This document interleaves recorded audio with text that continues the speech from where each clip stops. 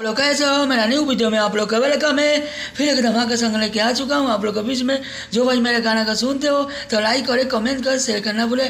यह गाना प्रमोद प्रेमी के तरफ पर लिखा हुआ सॉन्ग है। औकात में रहा उसी तरह पर लिखा हुआ यह सॉन्ग है। मेरा एक अलग सॉन्ग है। और जो भाई मेरे चैनल को सब्सक्राइब नहीं किया है वो जाइए जल्द मेरे चैनल को सब्सक्राइब करें, लाइन बाई लाइन गाना सुनिए। चलिए आप लोग इस गाने को हम लाइन बाई लाइन सुनाते हैं। चलो। जान हो मेला में, जान हो मेला में सहेली संगे आव, दिल ना हमारे जान दुखाव। यहाँ दो गाना है। जान हो मेला में, जान हो मेला में सहेली संगे आव, दिल ना हमारे जान दुखाव, दिल ना हमारे जान दुखाव। कौनो तो बहाना करके घर से जानू आव, दिल ना हमार जान दुखाव, दिल ना हमार जान दुखाव। यह मुखड़ा है। जो भाई को गाना लिखवाना चाहते हो तो मेरे यूट्यूब चैनल पर कमेंट करें और एक से एक गाना आप लोग को लिख के दूंगा।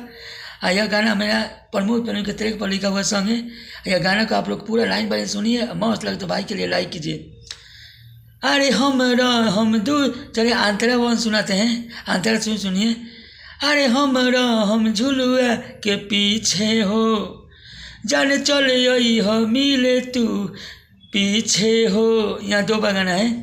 अरे हम झुलुआ के पीछे हो, जाने चले आई हो मिले तू पीछे हो।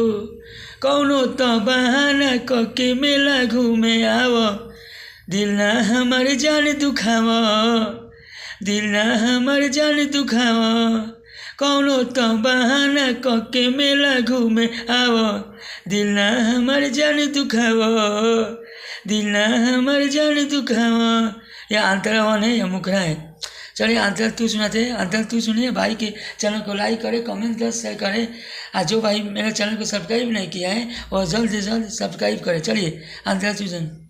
दिलवा बेचैनी मेरा हाथा, कबे अबू दिलवा तो जो हाथा।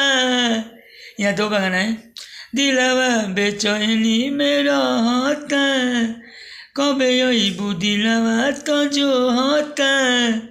बबलू बिजोड़ के घर की ओर आव, दिलवा दिल ना हमार जान दुखाव, करे जाओ दिल ना हमार जान दुखाव।